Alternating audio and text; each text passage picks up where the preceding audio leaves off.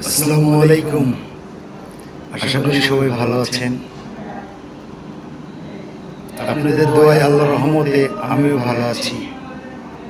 আপনারা যেখানে যে অবস্থায় থাকবেন, ভালো থাকবেন, সুস্থ থাকবেন, এই কামনা করি।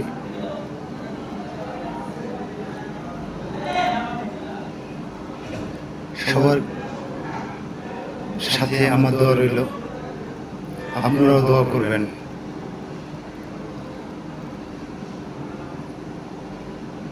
সবাই সব জায়গায় থেকে কর্মজীবনটা সবচেয়ে বড় আশার জীবন, তারা সবচেয়ে বেশি। বেকার জীবনটা কষ্টের জীবন, বেকার জীবনটাই কষ্টের জীবন।